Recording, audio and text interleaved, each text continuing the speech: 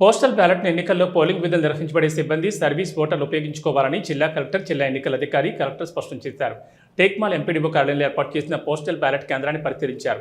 ఈ సందర్భంగా జిల్లా ఎన్నికల అధికారి, జిల్లా కలెక్టర్ రాహుల్ రాజ్ మాట్లాడుతూ ఈ నెల 11వ తేదీన పోలింగ్ జరగనున్న నేపథ్యంలో విధులు నిర్వహించే సిబ్బంది పోస్టల్ బ్యాలెట్ల ఓటింగ్ ఏర్పాట్లను పరిశీలించి సమర్థ నిర్వహణకు తగు సూచనలు, సలహాలు అందించారు. ఎన్నికల నిధులను విధులు నిర్వహించేవారు సర్వీస్ ఓటర్లు పోస్టల్ బ్యాలెట్ను ఉపయోగించుకోవాలని తెలిపారు.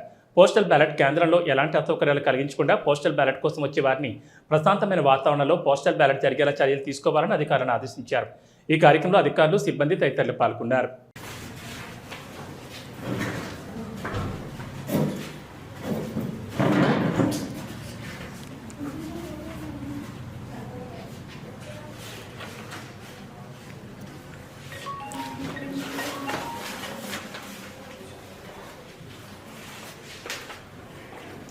ఉన్నాయి.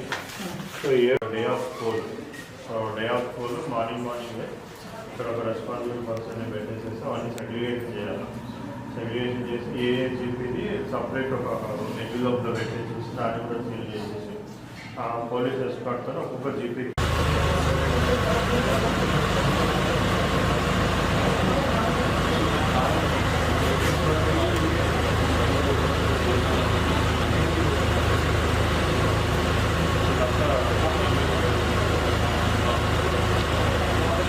ప్రొసీజర్ ప్రకారం అవన్నీ చేయండి.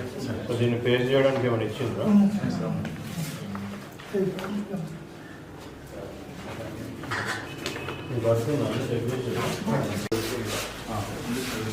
ఇక్కడ పెట్టేసి స్టిల్ కెమెరా లాగా పెట్టేసేయండి, అదే రికార్డ్ అవుతా ఉంటుంది.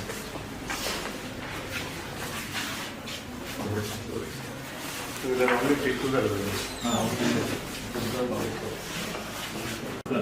ఎవరి రిజిస్టర్ పెట్టేసుకోండి, ఆ రిజిస్టర్లో రాసుకోండి క్లియర్ కట్గా. సో ఏ పేపర్ ఎంత నెంబర్ ఇస్తున్నారు ఇవన్నీ కూడా క్లియర్గా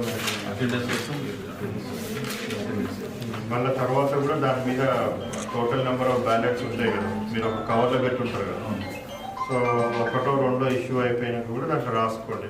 -1 postal ballot, -2 postal ballot equal to resultant ఎంత ఉంటాయి.